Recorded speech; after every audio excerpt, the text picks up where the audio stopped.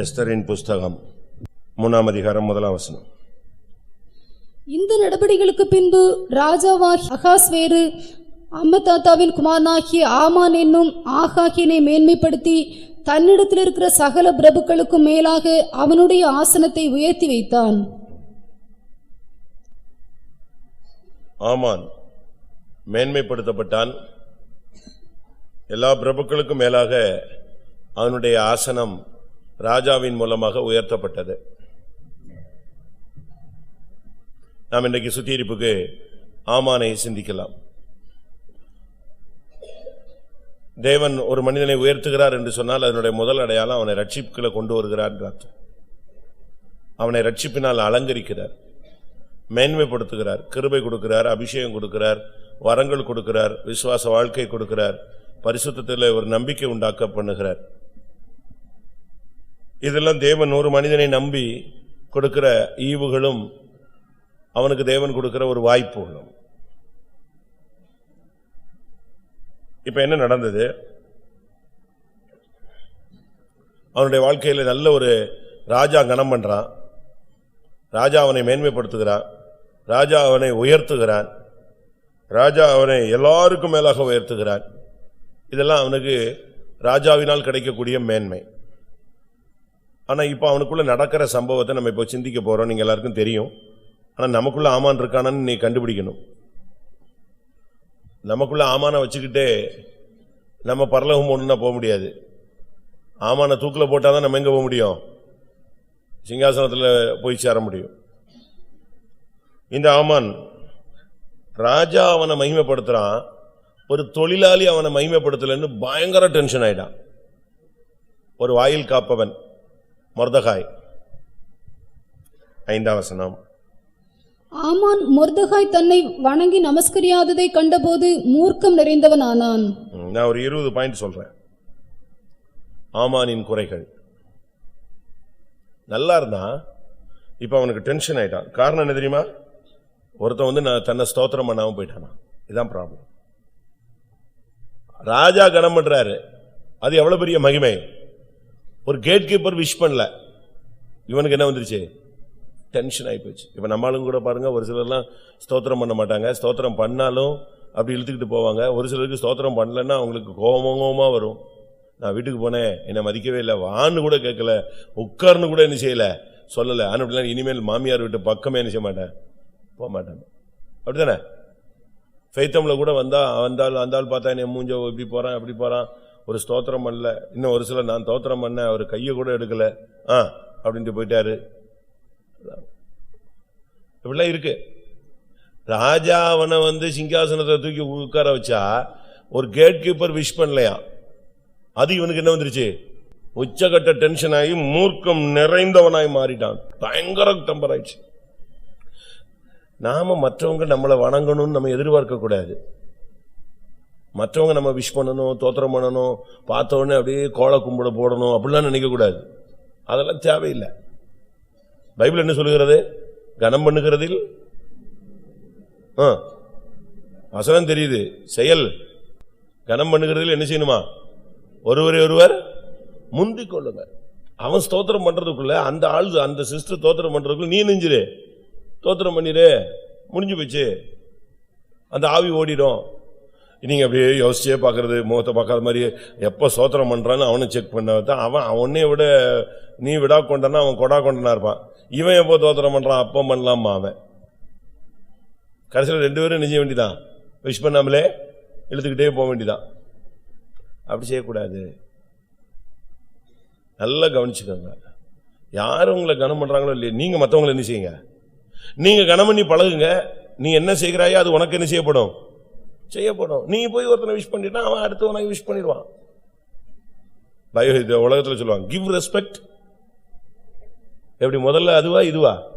மரியாதை நீ கொடு, உனக்கு என்ன செய்யும்? மரியாதை தானே வரும். நம்ம எத்தனை பேரை மதிக்கிறோம்? இவனுக்கு டென்ஷன் ஆயிடுச்சு, ஷார்ட் டெம்பர் ஆயிட்டான், அப்படியே மூர்க்கம் நிறைந்தவன் ஆயிட்டான். கோபம் ஃபுல்லா எதுலதான் வருது பிரச்சனை? நான் வீட்டுக்கு போனேன், நான் இன்னைக்கு அரண்மனைக்கு போனேன், அவன் என்ன செய்யல, சட்டை பண்ணாம போயிட்டான், என்னை முறைச்சிட்டு போயிட்டான், எனக்கு கை எடுக்கல, எனக்கு ஸ்தோத்திரம் பண்ணல. ஏன் ஒரு ஸ்தோத்திரம் பண்ணா நான் என்ன அவ்வளவு மோசமாவா போயிட்டேன், நான் குறைஞ்சா போயிட்டேன்? இது ஒரு ப்ராப்ளம். இதனால ஒரு சிலர் வீட்டுக்கே போறதில்லை. ஏரியா பிரேயர் போனேன், நான் அவன் வீட்டுக்கு தானே போனேன், அவன் வாங்க ஸ்தோத்திரம் பிரதர் உட்காருன்னு சொல்லலையே, இனிமே அந்த ஏரியா பிரேயர் அந்த வீட்டு பக்கமே நீ சரியில்லை, போகிறதே இல்லை. இப்படி எல்லாம் பாதி பேர் இருக்கிறாங்க. அப்ப நீ விஷ்பாம வந்து உன் காலில் விழுந்து கும்பிட்டு உன்னை கூட்டு போனாதான் ஏரியா பிரேயர் போவியோ? அப்படிதான் நீ தீர்மானம் பண்ணிருக்கீங்களா? அப்படிலாம் இல்ல, நீங்க போகணும். நீங்க வாட்டுக்கு அவங்க என்ன யார் விஷ் பண்ணான விஷ் பண்ணாட்டான, நம்ம நம்முடைய பகுதியை நம்ம கடமையை செஞ்சுட்டு போயிட்டே இருக்கணும். நாம ஒருத்தன் தோத்திரம் பண்ணணுங்கிறதுக்காக நம்ம எங்கேயும் போல, உன்னை கனம் பண்ணணும், கை கொடுக்கணும், விஷ் பண்ணணுங்கிறதுக்காக நம்ம என்ன செய்யல, இந்த மார்க்கத்துக்குள்ள வரல. நம்ம போறது எதுக்கு? நம்மளை கனம் பண்ற ஒரு ஆள் இருக்கிறார். யாரு? ராஜா நம்மை கனம் பண்றதுக்கு ரெடியா இருக்கிறாரு. பரலோகம் நம்மை கனம் பண்றதுக்கு ரெடியா இருக்கு. இவெல்லாம் பண்ணி இவங்க தோத்திரம் பண்ணணும், அவங்க தோத்திரம் பண்ணணும், நீங்க என்ன செய்யக்கூடாது, எதிர்பார்க்க கூடாது. அது நிமித்தம் ஆமானுடைய ஃபர்ஸ்ட் குற்றம், தன்னை நமஸ்கரியாததை கண்டு மூர்க்கம் நிறைந்தவனான். கோபம் பிச்சுக்கிட்டு வந்துருச்சு. உங்க வீட்டுக்கு வந்தா நான் என்னைய மதிக்கல, அதனால நீயும் இனிமேல் எந்த வீட்டு பக்கம் போக கூடாது, அந்த வீட்டு பக்கமே என்ன செய்யக்கூடாது, போகக்கூடாது. அதெல்லாம் நீங்க சொல்லக்கூடாது. நீங்க போன உடனே அவங்க குருடு மாதிரி இருந்தாலும் நீங்க தோத்திரம் பிரதர் அப்படிங்கணும். அவனை செருப்பால் அடிச்ச மாதிரி இருக்கும். தப்பு நீயும் முந்திரணும், ஸ்தோத்திரம் பிரதர் சிஸ்டர் ஸ்தோத்திரம் அப்படின்னு. அவன் என்னடா இவனை பார்க்காம போகணும்னு எவ்வளவோ தவிர்த்து பார்த்தோமே, நம்மளை எரிஞ்சிட்டான் இழுத்துட்டானேன்னு யோசிப்பான்.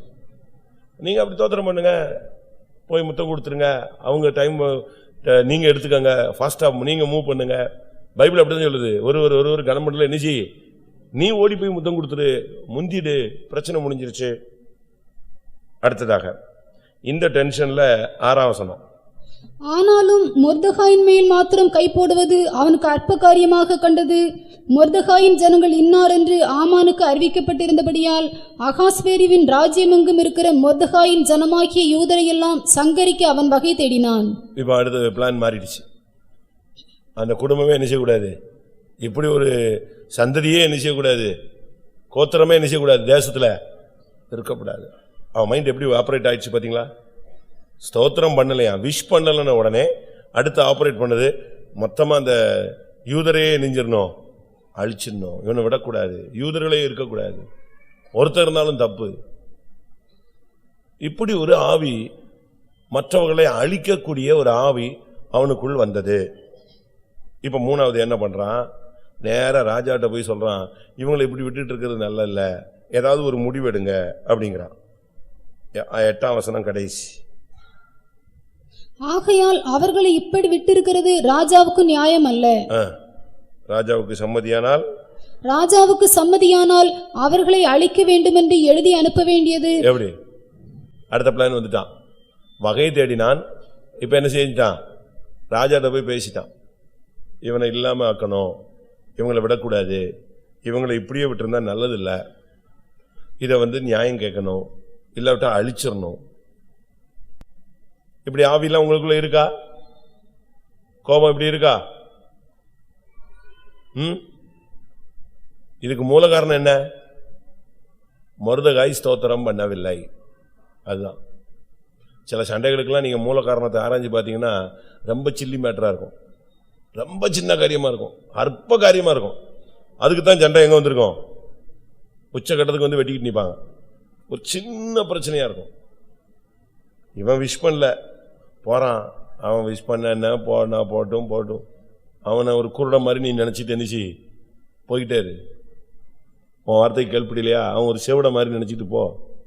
நீ ஏன் அவனை போய் பெரிய ஆளாக்கி அவன்கிட்ட போய் மோதிக்கிட்டு அவனை சங்கரிக்க வகை தேடி, அதுக்கு பிறகு அவனை அழிக்கிறதுன்னு ட்ரை பண்ணி ராஜாட்ட போய் சொல்றான், நான் வெள்ளியை வேணா நிறுத்தி கொடுக்குறேன், காசு வேணாலும் கொடுக்குறேன், இவங்களை என்ன செய்யுங்க, அழிச்சிருங்க. 4வது பாயிண்ட்டுக்கு போயிட்டான். நான் 10,000 தாலந்து வெள்ளியை எண்ணி காரியக்காரர் கையில் கொடுப்பேன். அவன் மைண்ட் முழுசும் ரொம்ப கெட்டுப்போச்சு. ஒரு சின்ன இன்சிடென்ட் அவனை கரப்படுத்தி காயப்படுத்தி அவனை கொடூரமானவனாய் மாற்றி விட்டது. காசு கொடுத்தாவது காரியத்தை சாதிக்கணுங்கிற லெவலுக்கு வந்துட்டான். 5வது 13ஆம் வசனத்துல பார்க்கும்போது, ஆதார் மாதமான 12ஆம் மாதம் 13ஆம் தேதியாக ஒரே நாளிலே சிறியோர் பெரியோர் குழந்தைகள் ஸ்திரீகள் ஆகிய சகல யூதரையும் அழித்து கொன்று நிர்மூலமாக்கவும் அவர்களை கொள்ளையிடவும். பாத்தீங்களா, அவன் மைண்ட் இப்ப எப்படி வந்துருச்சு? கொல்லணும், அழிக்கணும், நிர்மூலமாக்கணும், கொள்ளையிடணும், ஒண்ணுமில்லாம ஆக்கிடணும் முடிவு வந்துட்டான். திருடன் திருடவும் கொல்லவும் அழிக்கவும் வருகிறான் என்று வேற ஒன்றுக்கும் வரான். இது திருடனுடைய ஆவி, அதாவது பிசாசனுடைய ஆவி வந்துருச்சு, உள்ள வந்துருச்சு. நிர்மூலமாக்கணும், விட்டமாட்டேன், அவனை ஒன்னு பண்ணிட்டு தான் போவேன். இருக்கா அப்படி ஆவிகள் இருக்கா உங்களுக்குள்ள? இது பார்வோனுடைய ஆவி, பகைஞனுடைய ஆவி. அழிக்கணும், கொன்றணும், இல்லாம ஆக்கிரணும், ஒரு வழி பண்ணாம நம்ம போகவே கூடாது. இதெல்லாமே ஒரு பொல்லாத ஸ்பிரிட். யாத்திராகமம் 15:9. தொடருவேன், பிடிப்பேன், கொள்ளையாடி பங்கிடுவேன், என் ஆசை அவர்களிடத்தில் திருப்தியாகும், என் பட்டயத்தை உருவேன், என் கை அவர்களை சங்கரிக்கும் என்று பகைஞன் சொன்னான். இது ஒரு பகைஞனுடைய ஆவி வந்துருச்சு அவனுக்கு. அழிக்கணும், கொல்லணும், நிர்மூலமாக்கணும், கொள்ளையிடணும், ஒண்ணுமில்லாம ஆக்கணும். இப்படி சில குடும்பங்கள்ல இப்படிப்பட்ட தன்மைகள் இருக்கு. சில விசுவாசிகள் குடும்பங்களுக்கும் பாத்தீங்கன்னா அப்படி ஜென்ம பகை இருக்கு. நீங்க என்னைக்கு சபைக்குள்ள வந்துட்டீங்களோ வெளியே இருக்கிற பகையெல்லாம் க்ளோஸ் பண்ணணும். உள்ளுக்குள்ள பகையை உருவாக்கவே கூடாது. இவங்க வீட்டில் ஒரு ஃபங்க்ஷன் வச்சா அவங்க வரமாட்டாங்க, இவங்க செத்தா வரமாட்டாங்க, இவங்க ராபோஜன் எடுத்தா அவங்க ராபோஜன் எடுக்க மாட்டாங்க. அப்படியே வேற வழி இல்லாம எடுக்கணும்னா இவன் இருக்கிற லைன்ல இல்லாம 3 லைன் தள்ளி போய் உட்காந்துக்குவான். இதெல்லாம் தவறான பிராக்டிஸ். பகையை இயேசு சிலுவையில் கொன்றார். நடிச்சுவரை அவர் என்ன செய்தாரு? தகர்த்தார். உடைக்கணும்டா, இன்னைக்கு நீ போய் ஒப்புரவாகி அந்த பிசாசை உடைக்கணும். அதுதான் நம்முடைய ஊழியம். நம்ம எதுக்கு பைபிளை கையில வச்சிருக்கிறோம்? நம்முடைய ஊழியத்தினுடைய பெயர் ஒப்புரவாகுதலின் ஊழியம். நம்முடைய உபதேசத்தின் பெயர் ஒப்புரவாகுதலின் உபதேசம். ஆண்டவர் நாமத்துல நீ போய் ஒப்புரவாகாம அழிக்கணும், கொல்லணும், நிர்மூலமாக்கணும், கொள்ளையாடணும், அந்த ஆவி வரக்கூடாது. 15ஆம் வசனம். அந்த அஞ்சற்காரர் ராஜாவின் உத்தரவினால் தீவிரமாய் புறப்பட்டு போனார்கள். அந்த கட்டளை சூசான் அரண்மனையில் பிறந்தது. ராஜாவும் ஆமானும் குடிக்கும்படி உட்கார்ந்தார்கள். சூசான் நகரம் கலங்கிற்று. உட்கார்ந்து குடிக்க ஆரம்பிச்சிட்டான். ஆவி ஏறிடுச்சு. இப்ப சூசான் நகரமே என்ன செய்யுது? கலங்குது. சில புருஷன்மாரெல்லாம் வீட்டுக்கு வந்துட்டா வீட்டே ஆடி போய் நிற்கும். சோத்திரம் வந்துட்டானே, எப்பா சோத்திரம் ஆண்டவரே, சீக்கிரமா தூங்க வச்சிருங்க சுவாமி, வாயை கட்டிருங்க ஆண்டவரே. ஒரு சில மனைவி இப்படித்தான் ஜெபிக்கிறாங்க. கையை கட்டிருங்க, காலை கட்டிருங்க, வாயை கட்டிருங்க, அப்படிலாம் ஜெபிக்கிறாங்க. ஏன்னா பயம். சூசான் நகரம் கலங்குது. அப்படிலாம் இருக்கா நமக்குள்ள? குடிக்க உட்காந்துட்டீங்களா?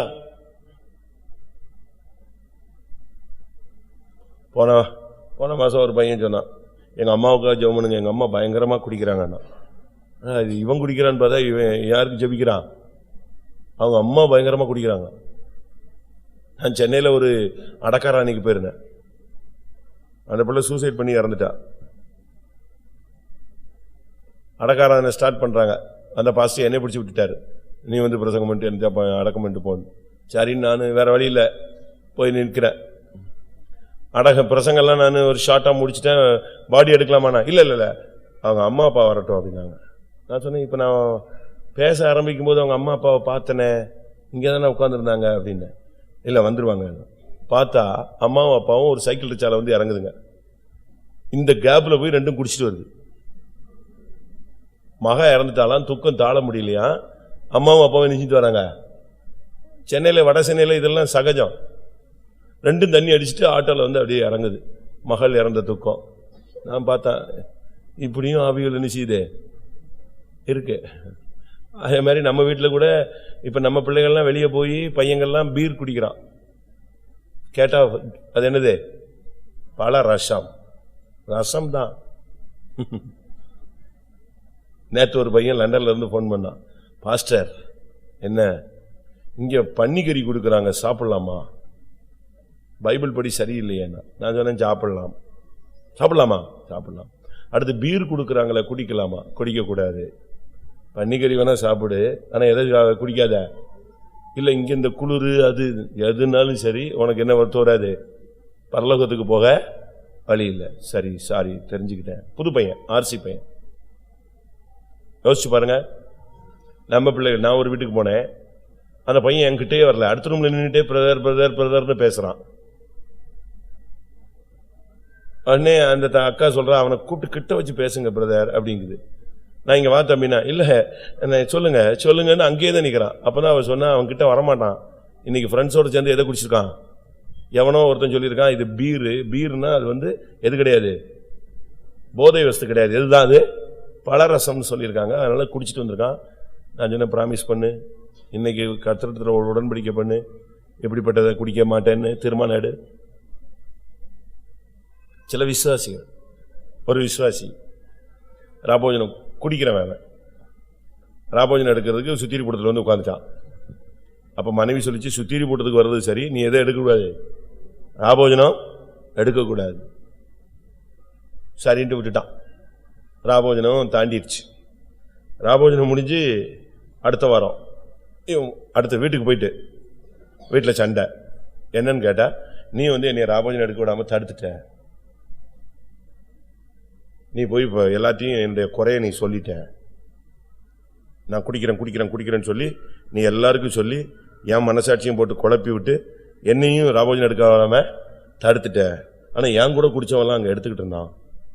அடுத்த பாயிண்ட் அவன் வர்றான், லா பாயிண்ட்டுக்கு வரான். என் கூட குடிச்சவன் எங்க எடுத்தான், அங்க எடுத்தான். அவன் மனைவிலாம் அமைதியா இருந்திருக்கா பாரு, புருஷனை எப்படி காப்பாத்திட்டு போறா. உனக்கு தான் வாய் ஜாஸ்தி, நீ வெளியே சொல்லி எல்லாத்தையும் கேவலப்படுத்தி என்னை குடிக்கிறான்னு சொல்லி என்னையும், நான் உட்கார்ந்துட்டு இருக்கேன், என் கூட குடிச்சவன் அங்க உட்கார்ந்து அருமையா எதை குடிச்சிட்டு இருக்கான், ராபோஜன ரசம் குடிக்கிறான்.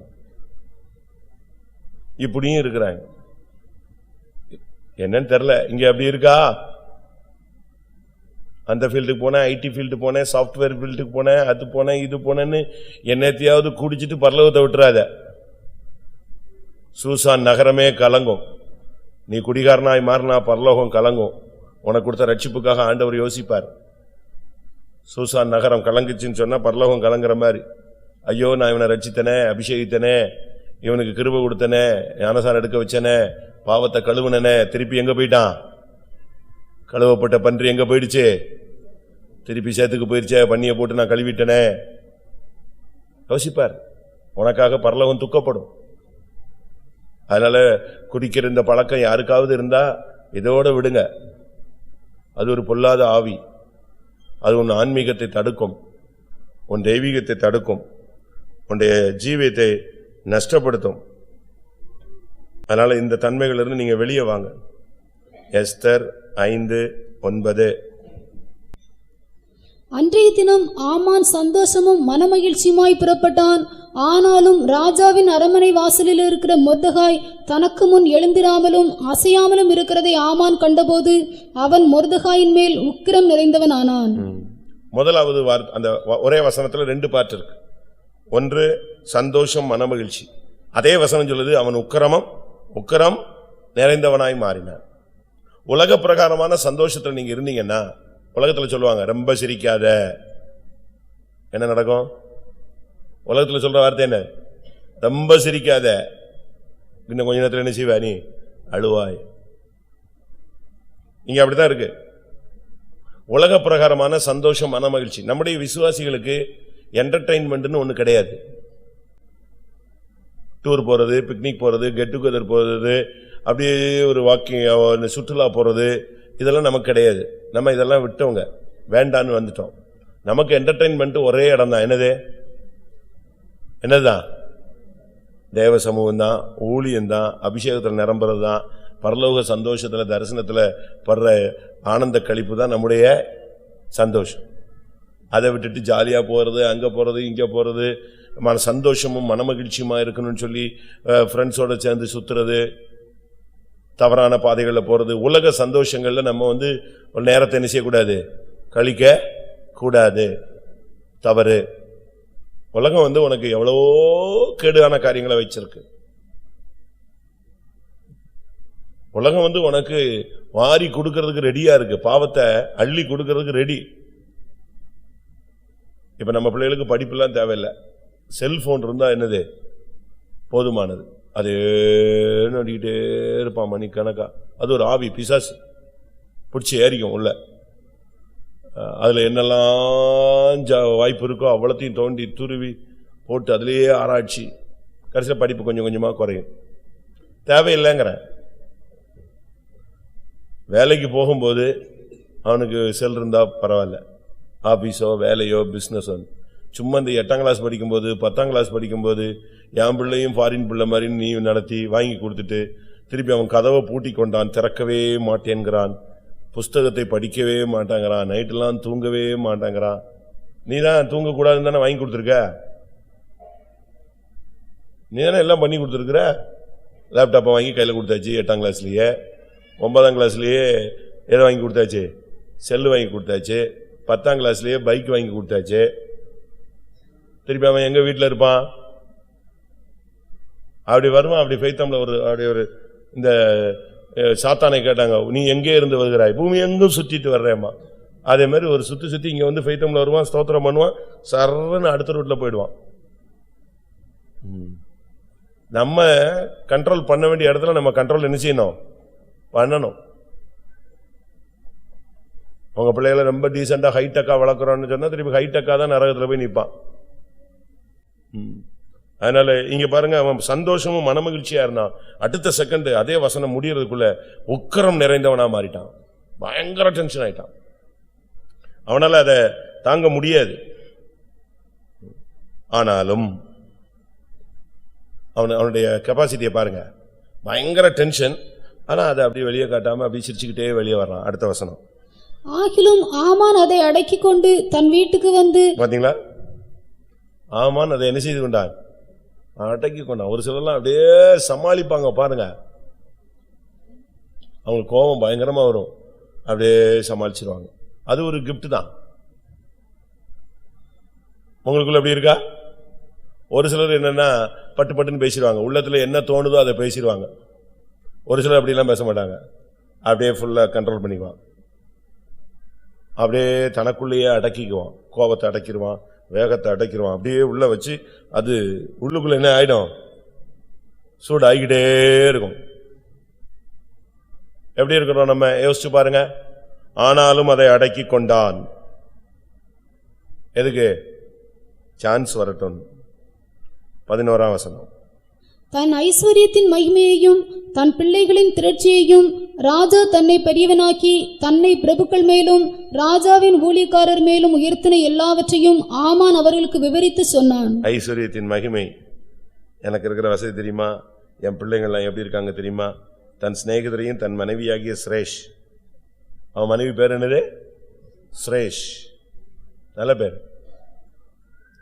அந்த பேரை வச்சுக்கிட்டு அவன் பண்ணதை பின்னால சொல்றேன். அவன் தன் மனைவியாகிய சுரேஷை அழைத்து தன் சிநேகிதரெல்லாம் அழைச்சு அவன் சொல்றான், என்னுடைய ஐஸ்வர்யத்தின் மகிமை தெரியுமா, எனக்கு அது இருக்கு இது இருக்கு. கர்த்தர் கொடுத்தாருன்னு சொல்லணும். இருக்கிறதெல்லாம் யார் கொடுத்ததே? வீடு கொடுத்திருப்பாரு, அது யார் கொடுத்தா? கார் கொடுத்திருப்பாரு, நிலம் கொடுத்திருப்பாரு, வசதி வாய்ப்பு கொடுத்திருப்பாரு. இதெல்லாம் யார் கொடுத்ததே? கிருபையினால கர்த்தர் கொடுத்தாரு. எல்லாம் தெய்வம் கொடுத்தது. அப்படித்தானே? உண்மையா இல்லையா? ஒன்னு தெய்வம் கொடுத்திருப்பாரு, இல்லைன்னா பேங்க்காரன் கொடுத்திருப்பான், லோன்ல உனக்கு கொடுத்திருப்பான். அப்படித்தானே? ஒன்னு தெய்வம் கொடுத்திருப்பாரு உனக்கு காரு வீடு நிலம்னு, இல்ல எல்லாரும் மேலேயும் நீயும் டாப்பா டாம்பிகமா சுத்தணும்னு ஆசைப்பட்டு, ஐயோ அவங்க என்ன நினைப்பாங்க இவங்க என்ன நினைப்பாங்கன்னு சொல்லிட்டு நீயும் ஒரு 10-30,000 ரூபாயை கொடுத்து ஒரு காரை தள்ளிட்டு வந்திருப்ப. அதுக்கு படாத பாடுபட்டு டியூ கட்டுறது உனக்கும் ஆண்டவருக்கும் மட்டும்தான் தெரியும். அப்படித்தானே? ஏன்னா ஐஸ்வர்யம் மற்றவங்க முன்னால நம்மளை காட்டணும். அக்கா வீட்டில் கார் வாங்கிட்டாங்க, இனி தம்பி கார் வாங்காம இருக்க முடியாது, அண்ணன் வாங்கிட்டான், மச்சான் வாங்கிட்டான், இனி நம்ம வாங்காம இருக்க முடியாது. இப்படிலாம் நம்ம யோசிக்கிறோம். தன் ஐஸ்வர்யத்தின் மகிமையை அவன் வெளியே பேச ஆரம்பித்தான். தன் பிள்ளைகளுடைய திரட்சியை அவன் வெளியே சொன்னான். சரி, 13ஆம் வசனம், ஆனாலும் அந்த யூதனாகிய மொர்தெகாய் ராஜாவின் அரண்மனை வாசலில் உட்கார்ந்திருக்கதை நான் காணும் அளவும் அவையெல்லாம் எனக்கு ஒன்றுமில்லை என்றான். எப்படி? எனக்கு எல்லா வசதியும் இருக்கு, எல்லாம் டாப் தான், கரெக்ட் தான். ஆனா இந்த ஆளை பார்த்தாலே எனக்கு என்ன செய்யல, இதெல்லாம் குப்பை மாதிரி ஆயிடுச்சு. இவனை ஒரு வழி பண்ணாம இருக்க கூடாது. அவன் மைண்ட பாருங்களேன்.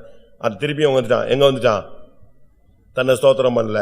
அதே பாயிண்ட். ஒரு சிலர் பாருங்க 15 வருஷம் கழிச்சினாலும் அந்த கல்யாணத்துல எவனோ ஒருத்தன் ஒரு நாள் ஸ்தோத்திரம் பண்ணாம இருப்பான். அதை அப்படியே சொல்லுவான். சாகும்போது கூட அன்னைக்கு நான் அங்க வரும்போது இப்படி பண்ணாம. அதான் இவன் மண்டையில ஓடிக்கிட்டே இருக்கு. இருக்கா உங்களுக்கு இருக்கா? அப்படியே மதுரை எங்களுக்கெல்லாம் அப்படி கிடையவே கிடையாது. நாங்கள் பூர்வமானவைகளை சிந்திக்கவும் மாட்டோம், அப்படியா முந்தினவைகளை நினைக்கவும் மாட்டோம். அதெல்லாம் அப்பமே அழிச்சிட்டோம். மைண்டை விட்டு எரர் ஆயிடுச்சு, அழிச்சு. அப்படி சொல்றீங்களா? நான் ஒரு இடத்துல இருந்தேன். ஒரு புருஷனுக்கும் மனைவிக்கும் பயங்கர பிரச்சனை. 2 பேரும் வந்துட்டாங்க. வந்து பிரச்சனை, அந்த அவங்களுக்கு மூத்த பொண்ணு வந்து காலேஜ் படிச்சிருந்துச்சு. அடுத்த பையன் +2 ஏதோ படிக்கிறான். அடுத்த பிள்ளை 9th ஏதோ படிக்குது. அப்ப எத்தனை வருஷம் ஆச்சு? கல்யாணம் ஆகி 19 வருஷம் ஆச்சு. இப்ப 2 பேரும் பிரச்சனைன்னு என்கிட்ட வர்றாங்க. சரி என்னன்னு விசாரிச்சேன். அப்படியே கொஞ்சம் கொஞ்சமா பேசிக்கிட்டே வந்துட்டு கடைசியில் அவர் சொன்னாரு, இவங்க அப்பா கொடுக்கறேன்னு சொன்னது இந்த ஆள் இத்தனை வருஷமா கொடுக்கவே இல்லை. எப்போ? கல்யாணத்துல மாமனார் வந்து ஏதோ கொடுக்கறேன்னு சொன்னாராம், சரியா கொடுக்கலையா. எத்தனை வருஷம் கழிச்சு சொல்றாரு? 19 வருஷம் கழிச்சு. அந்த பிள்ளைங்கள்லாம் இந்த ஆளை பார்த்தாலே பிடிக்காது. யார? அப்பாவை பார்த்தாலே எரிச்சல் ஆயிடுந்தால் திருப்பி எங்க போயிடுவாரு? கதைக்கு போயிடுவாரு. பண்ண அந்த சிஸ்டர் இன்னைக்கு இவர் இருக்கிற வீடு யார் கொடுத்ததுன்னு கேளுங்க, அதுக்கு இவர் பதில் சொல்லட்டும். எப்படி அவங்க? அப்ப என்ன அர்த்தம்? எங்க அப்பா கொடுத்த வீட்டுல தான் இந்த ஆளு நெஞ்சிருக்கான், உட்கார்ந்து இருக்கிறான். அவரு சொல்றாரு அது உண்மைதான், ஆனா உங்க அப்பா கொடுக்கன்னு சொன்னதை என்ன செய்யல, கொடுக்கவே இல்லை. பொண்ணுக்கு கல்யாணம் கட்டணும், நீ அதுக்கு கொடுக்கறதுக்கு 10 பைசா சேர்த்து வைக்காம ஓமாவனாரு கொடுக்கலங்கிறத 19 வருஷம் கழிச்சு பேசினா இவனை எப்படி பரலோகத்துல உள்ள விடுவாருன்னு நினைக்கிறீங்க? நீங்க விட்டுருவீங்களா? உங்களை பரலோகத்துல வாசல்ல உங்களுக்கு இப்படி ஒரு டியூட்டி கொடுத்து விட்டா நீங்க விடுவீங்களா? சொல்லுங்க. நான் சொன்னேன், ஏன் இது என்னையா வயசு, இத்தனை வயசுக்கு பிறகு பிள்ளைங்க இவ்வளவு வளர்ந்த பிறகு இவங்க செய்யல அவங்க செய்யலன்னு இப்படிலாம், இதெல்லாம் நியாய தெய்வீகமா?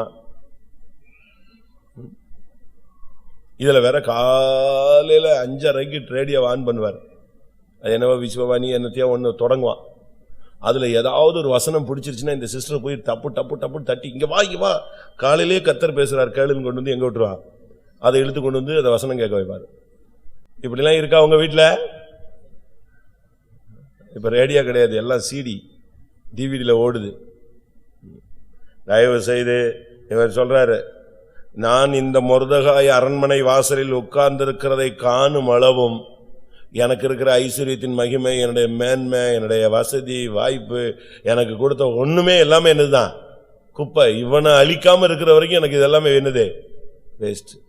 ஏன் சின்ன காரியத்தை ஏன் போட்டு மனசுல வச்சுக்கிட்டு போட்டு குழப்பிக்கிட்டே இருக்கிறீங்க? மன்னிச்சிருங்க, மறந்துருங்க, தூக்கி குப்பையில போடுங்க. வேண்டாம். யாரோ ஒருத்தன் என்னத்தையோ சொல்லிட்டான், அன்னைக்கு ஒரு நாள் என்னை இப்படி பார்த்தவன் நீ முகத்தை வெட்டிட்டான், இதே மண்டையில வச்சுக்கிட்டு உனக்கு சமாதானம் இல்லை, ஒரு தெய்வீகம் இல்லை, ஒரு ஜெபம் இல்லை, உபவாசம் இல்லை, அந்த பழசையே சிந்திச்சுக்கிட்டு எதுக்கு இதெல்லாம் குப்பையை வச்சுக்கிட்டே இருக்கீங்க? குப்பையை போய் டஸ்ட்பின்ல என்ன செய்ய போடு. குப்பையை தூக்கி என்ன செய்யக்கூடாது, பாக்கெட்ல வச்சுக்கூடாது. குப்பையை போய் பாக்கெட்ல நினைக்க கூடாது, வச்சுக்கூடாது, டஸ்ட்பின்ல போடு. அடுத்து 12ஆம் வசனத்துல அவன் தூக்கு மரத்தை செய்வித்தான். எப்படி அவனுடைய புத்தி எங்க போயிடுச்சு பாத்தீங்களா? அடுத்து 6ஆம் அதிகாரம் 4ஆம் வசனத்துல தூக்கில் போட ராஜாவினிடத்துல பேசும்படி போய்விட்டான். அடுத்து 6ஆம் அதிகாரம் 6ஆம் வசனம், டைம் இல்லாத நான் சீக்கிரம் போறேன். 6ஆம் அதிகாரம் 6ஆம் வசனத்துல ராஜா ஒரு கொஸ்டின் கேட்டான். நான் ஒருத்தனை கனம் பண்ணணும்னு நினைக்கிறேன், எப்படி கனம் பண்ணணும்னு நீ நினைக்கிற, எப்படி என்ன செஞ்சா ஹானர் பண்ண மாதிரி இருக்கும்? இவன் மைண்ட்ல என்ன வந்துருச்சு? ராஜா யார கனம் பண்ணுவாரு? நம்மளைத்தான் கனம் பண்ணுவாரு. உடனே என்ன செஞ்சிட்டான், ராஜா ஏற குதிரையில ஏறணும், ராஜா போற ரதத்துல ஏறணும், ராஜாவுடைய பொற்கிரீடம் சூடணும், ராஜாவுடைய எல்லாம் ராஜா ராஜா ராஜாவே அப்படியே கொண்டு வந்துட்டான் உள்ள. அவன் சொன்னா இதுல ஒன்னும் குறைவில்லாதபடி மொர்தெகாய்க்கு என்ன செய், அவளைத்தான் போடுனான். அவனுக்கு பேய் அரைஞ்ச மாதிரி ஆயிடுச்சு. நீ பெருமையை நாடினால் நீ சீக்கிரமாய் தாழ்த்தப்படுவாய். தேவன் பெருமையுள்ளவர்களுக்கு தேவன் எதிர்த்து நிற்கிறார். இவன் உடனே வரிசையா கதையெல்லாம் சொல்லி இப்ப என்ன நடந்துச்சு தெரியுமா? எஸ்தர் 6:12. பின்பு மொர்தெகாய் ராஜாவின் அரண்மனை வாசலுக்கு திரும்பி வந்தான். ஆமானோ வென்றால் சஞ்சலப்பட்டு முக்காடிட்டுக் கொண்டு தன் வீட்டுக்கு தீவிரித்து போனான். ஆமானுக்கு இப்ப என்ன வந்துருச்சு முடிவு? சஞ்சலம், முக்காடு போட்டான். முக்காடு போட்டுட்டு வேகமா வீட்டுக்கு வாரான், டென்ஷன்ல வர்றான். வந்த உடனே ஆமான் தனக்கு நேரிட்ட எல்லாவற்றையும் தன் மனைவியாகிய ஸ்ரேஷுக்கு தெரிவித்தாள். அவ உடனே இவனை விட்டுருங்க அப்படின்னு சொல்லல. அதான் சொன்னேன், ஸ்ரேஷை பத்தி பின்னால சொல்றேன்னு சொன்னேன். அவன் சொல்றான், எனக்கு இப்படி ஆகி போச்சு, அவசிங்கப்பட்டு போயிட்டேன், இன்னைக்கு கேவலப்பட்டு போயிட்டேன் அப்படின்னு சொல்லி இவன் வீட்டுல சொன்ன உடனே சுரேஷ் என்ன சொன்னா, ஐயோ விட்டுட்டீங்களே, நீங்க தோத்துட்டீங்க. அவனை டியூன் பண்ணி விட்டா, ஃபுல் ஸ்விங்கில் திருப்பி ஏற்றி விட்டாச்சு. ஒரு சிலர்லாம் அப்படித்தான் செய்வாங்க. உங்க புருஷன் டென்ஷனா இருக்காருன்னா நீங்க என்ன செய்யணும், அமைதிப்படுத்தணும். மனைவி டென்ஷனா இருக்காருன்னா புருஷன் என்ன செய்யணும், அமைதி படுத்தணும். ஏற்ற துணைன்னா என்ன, அவர் சண்டை போட ஆரம்பிச்சா நீ கூட சேர்ந்து சண்டை போடுறதா? அப்படி செய்யக்கூடாது. தயவு செய்து நீங்க ஒருத்தருடைய வேகத்தை ஒருத்தர் கட்டுப்படுத்தணும். அவன் தவறா போறான், கோபம் அதிகரிச்சிருச்சு, அவனுடைய போக்கு சரியில்லை. தன் மனைவியாகிய சிரேஷ்ட எல்லாவற்றையும் சொல்றான். ஆனா இவன் உடனே அவன் மனைவியாகிய சிரேஷ் அவனை பார்த்து, மொர்தெகாய்க்கு முன்பாக நீர் தாழ்ந்து போக தொடங்கினீர், இனி அவ்வளவுதான், உன் கதை முடிஞ்சு போயிச்சு. திருப்பி அவனை டென்ஷன் ஆகி விட்டாங்க. யோபுவனுடைய மனைவி பாருங்க, பிரச்சனை அதிகரிச்ச உடனே என்ன சொன்னா, நீர் தேவனை தூஷித்து ஜீவனை விடு, எதுக்கு நீ உயிரோட இருக்கிற, செத்துரு, பைபிள் தூக்குறதெல்லாம் வேஸ்ட். அப்பதான் அவன் சொன்னா, பைத்தியக்காரி பேசுறது மேல என்ன செய்யாத, ஏன்ட்ட பேசாத, தேவனிடத்துல நன்மை பெற்ற நாம் தீமையையும் பெற வேண்டாமோ? உங்களுக்கு எப்படி மனைவி எப்படி இருக்கிறாங்க? உனக்கு ஆறுதல் சொல்லணும், வேண்டாங்க, அவசரப்படாதீங்க, கர்த்தர் நமக்கு யுத்தம் பண்ணுவாரு, நம்ம தேவன் தாழ்ந்து போறதுல ஒன்றும் தப்பு கிடையாது, நாம தாழ்ந்து போனா கர்த்தர் ஏற்ற வழியில நம்ம என்ன செய்வாரு, உயர்த்துவாரு, இப்படிலாம் சொல்லணும். இது ஒண்ணுமே சொல்லல. அவனை டென்ஷன் ஆக்கி விட்டாங்க. கடைசியில 7ஆம் அதிகாரம் 5ஆம் வசனத்துல அவனுடைய பெயர் துணிகரம் கொண்டவன். துணிகரம் கொண்டுட்டானா? ராஜா கேட்கிறான், இந்த காரியத்தை செய்த துணிகரம் கொண்டவன் யார்? எந்த ராஜா உன்னை மேன்மைப்படுத்தினாரோ அதே ராஜா உன்னை தூக்கில போடுற கண்டிஷனுக்கு நீ வந்துடக்கூடாது. எந்த தெய்வம் உன்னை ரட்சித்தாரோ அதே தெய்வம் உன்னை நரகத்துல தள்ளுற தன்மைக்கு வரக்கூடாது. எந்த தெய்வம் உன்னை கனப்படுத்தி அபிஷேகம் பண்ணாரோ அவரே உன்னை நீ ஆய்ந்திருக்கிறதுக்கு நீ இடம் கொடுக்க கூடாது. அவன் கேட்கிறான், துணிகரம் கொண்டவன் யார்? இப்பொழுது அப்ப பதில் கிடைக்குது. 6ஆம் வசனம், 7ஆம் அதிகாரம் 6ஆம் வசனம், வேற யாரும் இல்லை, இந்த துஷ்ட ஆமான் தான். இப்ப அவனுக்கு பேர் என்னது? துஷ்டன். அதுக்கு அடுத்த வசனம், அதே வசனம், ஆமான் திகில் அடைந்தான். இப்ப பாருங்க, அவனுக்கு நிம்மதி இல்லை, அப்படியே அலம் மோதுறான். இன்னும் கொஞ்ச நேரத்தில் அவனுக்கு சாவு வரப்போகுது. உன்னுடைய முடிவு திகிலாக இருக்கக்கூடாது, உன்னுடைய முடிவு நம்பிக்கையா இருக்கணும். செம்மையானவனை பார்த்து அவனுடைய முடிவு சமாதானம். இவனுடைய முடிவு எப்படி ஆயிடுச்சு பாத்தீங்களா? திகில் அடைஞ்சிட்டான். 7ஆம் அதிகாரம் 7ஆம் வசனத்துல இப்பதான் ஜெபம் பண்றான். ஃபர்ஸ்ட் பிரேயர் வருது. எப்போ சாவு நெருங்கிடுச்சு, இப்பதான் பயங்கரமான ஜெபம். என்னது? தன் பிராணனுக்காக விண்ணப்பம் பண்ண எழுந்து நின்றான். அது டைம் முடிஞ்சு போச்சு. அவன் தன்னுடைய ஓட்டத்தை முடிக்கிறான். எவ்வளவு அருமையா உயர்த்தப்பட்டு எவ்வளவு அதிசயமா தாழ்த்தப்பட்டு போனான் பாத்தீங்களா? நல்ல கர்த்தர் ஆசீர்வதிச்சார். அவனுக்கு கிடைச்ச வாய்ப்பு மாதிரி அவனுக்கும் கிடைக்கல. அவன் அமைதியா இருந்திருந்தான்னா அவன் கொஞ்ச நாள்ல யாருக்கு அடுத்தது வந்திருப்பான்? ராஜாவுக்கு இரண்டாவதாய் வந்திருப்பான். எஸ்தர் 10:2 சொல்லி இருக்கிறது, மொர்தெகாய் ராஜாவுக்கு இரண்டாவது ஆணையனாய் மாறிவிட்டான். ஆனா மாற வேண்டிய ஆள் யாரு? மாற வேண்டிய ஆள் யாரு? ஆமான். நீ மௌனமா இரு, கர்த்தர் உனக்கு யுத்தம் செய்து உன்னை கனப்படுத்துவார். அதை விட்டுட்டு அவன் தோத்திரம் அல்ல, இவன் தோத்திரம் அல்ல, அவன் என்னை மதிக்கல, இவன் என்னை மதிக்கல.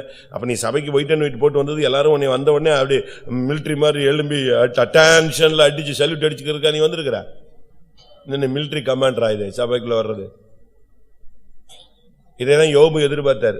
யோபு சொல்றாரு, நான் வீதியில் வந்தால் ராணுவ தலைவன் போல் வருவேன் அப்படின்னு சொல்றாரு. இப்ப என்னுடைய வேலைக்காரன்லாம் என்னைய பரியாசம் பண்றான், அவங்க அப்பாவை நாய், என் வீட்டு நாய் கூட உட்கார வைக்க மாட்டேன். எவ்வளவு டென்ஷன்ல பேசுறாரு பாருங்க. நான் வீதியில வரும்போது எப்படி வருவேன்? ராணுவ தலைவன் போல வந்தேன். எல்லாரும் அப்படியே துண்டு எடுத்து வாயை பொத்திக்குவாங்க. வாசிங்க, நான் சும்மா கதை சொல்லல. யோபு தன்னுடைய மேன்மையை பேசும் பொழுது அப்படி பேசுறார். நான் வந்தால் எப்படி இருக்கும் இல்லையா? அவங்க வேலைக்காரன்லாம் இன்னைக்கு எனக்கு எதிர்த்து நின்று பேசுறான். அவங்க அப்பாவெல்லாம் என் வீட்டு நாய் கூட தான் உட்கார வச்சிருப்பாமா. 29-25. அவர்கள் வழியே போக எனக்கு சித்தமாகும் போது நான் தலைவனாய் உட்கார்ந்து ராணுவத்துக்குள் ராஜாவை போலும். எப்படி அவங்க வழியில நான் போற மாதிரி இருந்தா எப்படி வருவேன்? நானே தலைவனாய் உட்கார்ந்து வருவேன், ராணுவ தலைவன் போல வருவேன். ஆனா இப்ப பாருங்க 30:1, இப்போதோ என்னிலும் இளவயதானவர்கள் என்னை பரியாசம் பண்ணுகிறார்கள். இவர்களுடைய பிதாக்களை நான் என் மந்தையை காக்கும் நாய்களோட வைக்கவும் கூட வெட்கப்பட்டிருப்பேன். எப்படி என்ன கன்ஃபஸ் பாத்தீங்களா? இவனுங்க என்னைய பார்த்தா இன்னைக்கு பரியாசம் பண்றானுங்க. இவங்க அப்பனா அந்த காலத்துல நான் எங்க வச்சிருந்தேன்? என் மந்தையம் வைக்கிற நாய் கூட உட்கார வைக்க மாட்டேன், அந்த அளவு லோவா வச்சிருந்தேன். நான் எப்படி இருக்கும்? இதுக்கு தான் பார்த்தாரு கர்த்தர், வா உன்னை ஒரு வழி உருவாக்கணும்னா உன்னை இந்த கதையை வச்சா உருவாக்க முடியாது. எல்லாத்தையும் ஃபியூஸ் உருவி விட்டு பைத்தியக்காரன மாதிரி ஆக்கி திருப்பி தாழ்த்தின போது என் வாயை பொத்திக் கொள்கிறேன், இனிமேல் நான் பேச மாட்டேன். அதுக்கு பிறகுதான் கர்த்தர் அவனை ஆசீர்வதிச்சார். உன்னை அதிசயமாய் தேவன் உயர்த்தினார். இந்த ரட்சிப்புலாம் நமக்கு கிருபையில கிடைத்தது. எல்லாரும் கண்களை மூடுவோம். ஆமானின் ஆவி இன்னைக்கு தூக்கில் போடப்பட வேண்டும். ஆமான உள்ள வச்சுக்கிட்டு அந்த எனக்கு அப்படி பண்ணிட்டாங்க, நீ இப்படி பண்ணிட்டாங்க, அதை பண்ணிட்டாங்க, இதை பண்ணிட்டாங்க, இதே சொல்லிட்டு இருக்காத. ஆமானை இன்னைக்கு முடிவுக்கு கொண்டு வர போகிறோம். எல்லாம் பைபிளை மூடுங்க, டைரியை மூடுங்க. தெரிஞ்ச ஆமான் தான், ஆனா ரொம்ப நாளா உள்ளே இருக்கிறார்.